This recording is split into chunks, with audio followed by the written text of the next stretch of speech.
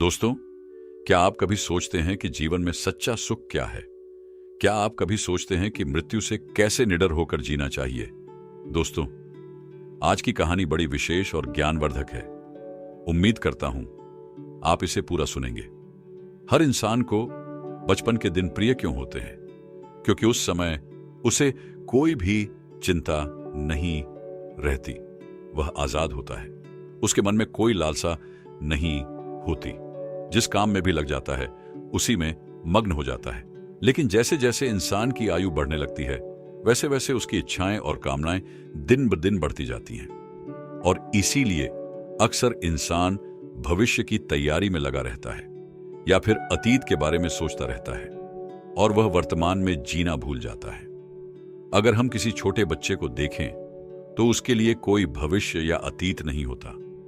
उसके लिए बस वर्तमान होता है और इसीलिए वह वर्तमान में पूरा आनंदित होकर रहता है।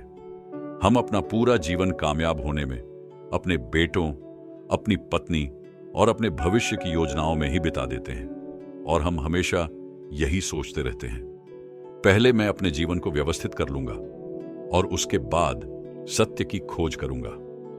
लेकिन हम ये भूल जाते हैं कि कल कभी नहीं आता। भविष्य की योजनाएं कभी पूरी नहीं होती।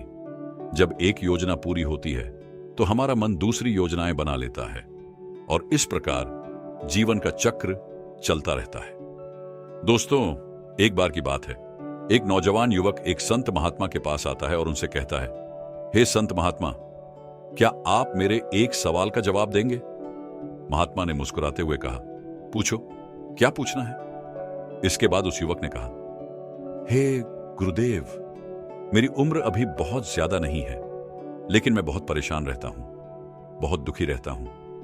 मैं आपसे यह जानना चाहता हूं कि मेरे जीवन में अभी से इतनी दुख है तो मेरी जिंदगी तो अभी बहुत बाकी है। क्या मेरे जीवन में दुख बढ़ते ही रहेंगे? क्या इन दुखों से छुटकारा पाने का कोई रास्ता नहीं है? यह सुनकर महात्मा कहते हैं, कहां है तुम्हारे दुख? मुझे तो दिखाई नहीं दे रहे। यह सुनकर वह युवक कहता है, महात्मा जी, यह दुख तो मेरे अंदर है, मेरे भीतर है, वह आपको कैसे दिखाई देंगे? महात्मा उस युवक से पूछते हैं, क्या तुम्हें अपने दुख दिखाई देते हैं? वह युवक कहता है, हां गुरुदेव, मैं अपने दुखों को भली भांति देख रहा हूं। तब महात्मा ने पूछा, दुखों का मूल क्या है? महात्मा और उस युवक के बीच चर्चा चल ही रही होती है कि तभी एक शिष्य दौड़कर वहां पर आता है।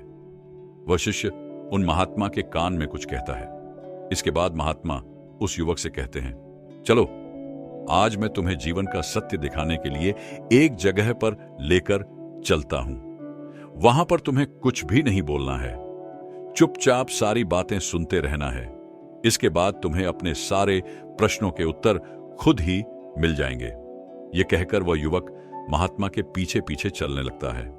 कुछ दूर चलने के बाद महात्मा एक घर में प्रवेश करते हैं। घर में प्रवेश करने के बाद वह युवक और महात्मा देखते हैं कि वहां पर बहुत सारे लोग खड़े हैं और बीच में चारपाई पर एक वृद्ध आदमी लेटा हुआ है। महात्मा को देखते ही सभी लोग उनके लिए रास्ता बना देते हैं और महात्मा उस आदमी के पास वहीं उसके चारपाई पर जाकर बैठ जाते हैं।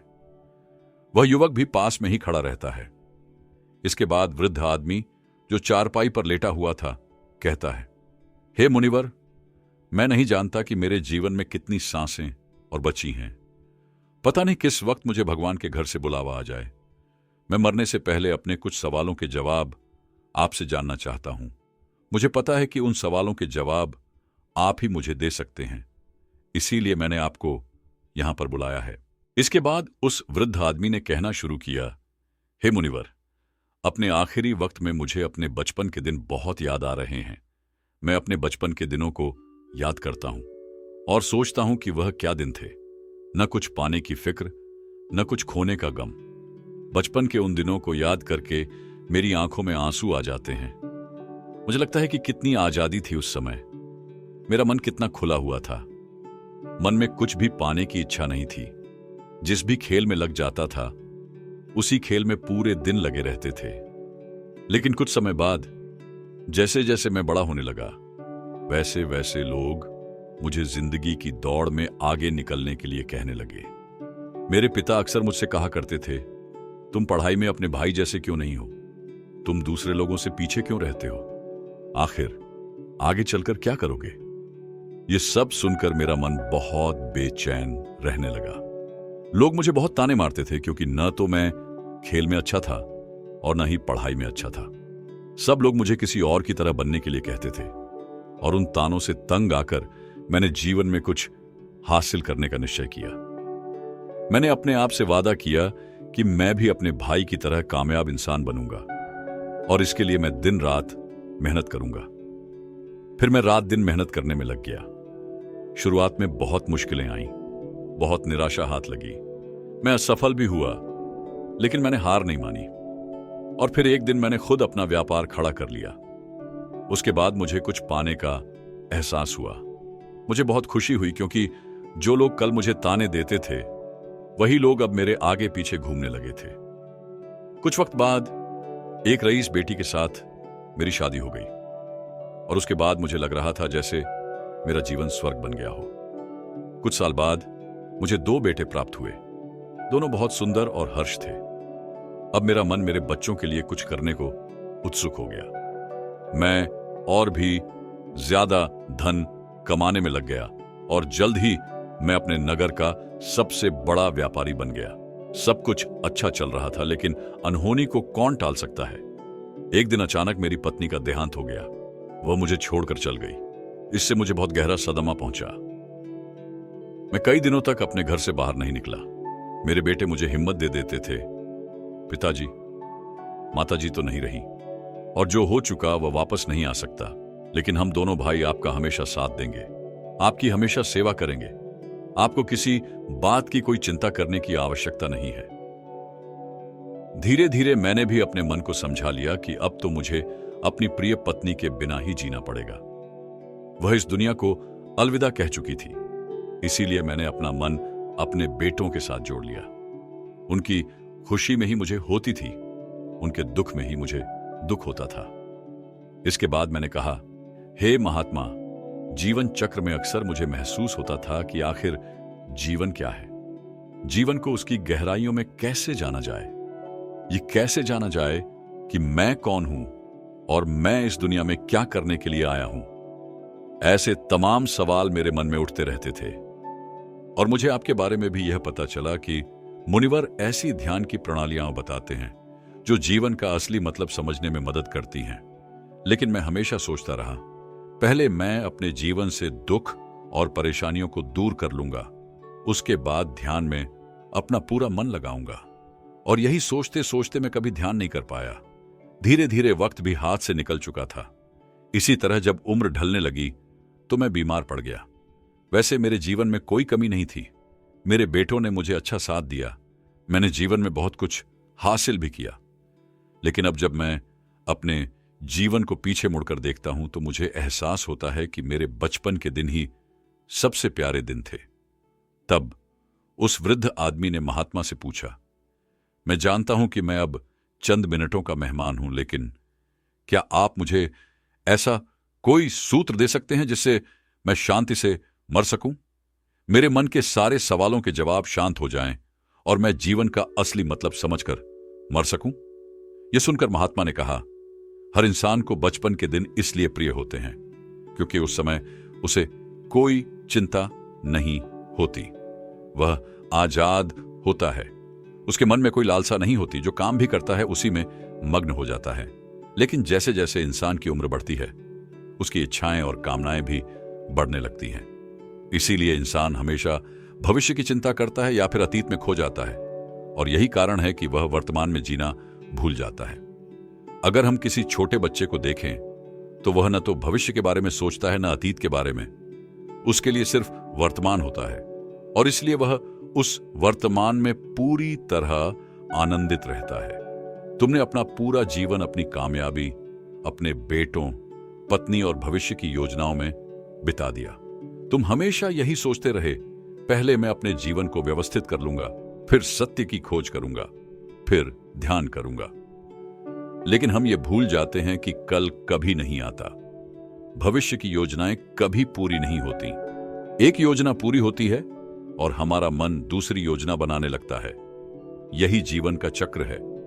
अब जब मृत्यु तुम्हारी डोरस्टेप पर खड़ी है तो तुम्हें यह एहसास हो रहा है कि तुमने जीवन में कुछ भी हासिल नहीं किया। अब तुम्हें लगता है कि जो कुछ भी तुमने किया वह सब यहीं रह जाएगा, तुम्हारे साथ कुछ भी नहीं जाएगा। अगर यही बात तुम उस वक्त समझ जाते तो तुम उसी समय ध्यान और सत्य की खोज में लग जाते। तुम कुछ ऐसा खोजने की कोशिश करते जो तुम्हारे साथ जा सके, जो तुम्हें परिपूर्णता से मृत्यु का मार्ग दिखा सके। वृद्ध आदमी हाथ जोड़कर महात्मा से कहता है, हे मुनिवर, मुझे अब यह समझ में आ गया है कि मैंने जीवन को सही तरीके से नहीं जिया, लेकिन क्या अभी भी कोई रास्ता है जिससे मैं इस जीवन की गलतियों को सुधार सकूं और अपने अंतिम समय में शांति पा सकूं? महात्मा ने कहा, अब तो एक ही रास्ता है और वह है तुमने जो कुछ भी पाया या खोया वह सब यहीं पर छोड़कर जाओ। उसे अपने मन में जोड़कर मत ले जाओ। यह मान लो कि तुमने बहुत कुछ सीखा है और तुमने जीवन में बहुत प्रगति की है, क्योंकि तुम ये समझ चुके हो कि जीवन में कुछ भी हासिल करना नहीं है, और यही समझना एक बहुत बड़ी उपलब्धि है। बहुत से लोग पूरी जिंदगी जीते हैं लेकिन जीवन की निरर्थकता को नहीं समझ पाते। इसीलिए अपने मन से सारे सवाल गिरा दो और यह मान लो कि जीवन में जो कुछ भी जानने जैसा था वह मैंने जान लिया है। अब कुछ भी जानने जैसा नहीं बचा। जब तुम इस बोझ से भर जाओगे तो तुम खाली होकर मृत्यु को प्राप्त हो जाओगे। यही असली मरने की कला है। हम जीवन में जो कुछ भी पाते हैं या खोते हैं वह यहीं पर रह जाता है। हम खाली हाथ आए थे और खाली हाथ ही जाएंगे। जो लोग अपने मन से पूरी तरह खाली होकर जाते हैं उनके अंदर ज्ञान का दीप जल जाता है और वे अगले जन्म में निर्वाण की स्थिति प्राप्त कर सकते हैं। लेकिन इससे पहले तुम्हें इस जीवन की निरर्थकता को समझना होगा। इसके बाद बहुत देर तक मैंने कोई सवाल नहीं पूछा और वह मुस्कुराते हुए मृत्यु को प्राप्त हो गया। महात्मा ने उस युवक से पूछा, क्या तुम्हें अपने सवालों के जवाब मिल गए? युवक ने कहा, हे महात्मा, मुझे मेरे सारे सवालों के जवाब मिल गए हैं। उस वृद्ध आदमी के जीवन चक्र से मैंने यह समझा कि जीवन में कुछ भी पाने जैसा नहीं है। सुख और दुख दोनों यहीं पीछे रह जाते हैं, और अगर हम इसी चक्कर में फंसे रहे तो हम सत्य को कभी नहीं जान पाएंगे। लेकिन गुरुदेव, मेरे मन में अब भी एक सवाल बाकी है जिसका जवाब जानना सभी के लिए बहुत जरूरी है। मैं ध्यान की यात्रा पर निकलने के लिए प्रेरित हूं, लेकिन मुझे यह नहीं पता कि ध्यान कैसे किया जाता है। महात्मा ने कहा, ध्यान की सभी प्रक्रियाएं तुम्हें वर्तमान में लाने के लिए ही हैं। ध्यान तब होता है जब तुम पूरी तरह से किसी कार्य में अपने मन को एकाग्र कर लेते हो। जब तुम चलते फिरते हो तो बस अपनी सांसों पर ध्यान लगाओ। जब भी तुम उठते बैठते हो अपनी सांसों को महसूस करो। सांस किस नाक से आ रही है, किस नाक से जा रही है, इस पर ध्यान दो। जितना हो सके वर्तमान में अपने सांसों को महसूस करो। शुरुआत में तुम्हारा मन भटक सकता है, लेकिन धीरे धीरे तुम्हें एहसास होगा कि ध्यान तुम्हारे भीतर बढ़ता जा रहा है। एक दिन तुम पाएंगे कि तुम्हारे विचार खुद ही शांत हो गए हैं और बस एक खाली मैदान बचा है। यही ध्यान है, यही वास्तविकता है। महात्मा ने कहा, सांसें सिर्फ वर्तमान में होती हैं, न भविष्य में, न अतीत में। जब तुम अपनी सांसों से जुड़ जाते हो तो तुम वर्तमान में जीने लगते हो। धीरे धीरे तुम्हारा ध्यान हर कदम पर बढ़ेगा। तो शुरुआत वहीं से करो जहां तुम हो। अपनी सांसों को महसूस करो, यहीं से अपना ध्यान शुरू करो। दोस्तों, कैसी लगी आपको यह कहानी? कृपया कमेंट सेक्शन में बताइए, और अगर आपको यह कहानी पसंद आई हो तो चैनल को सब्सक्राइब करना न भूलें।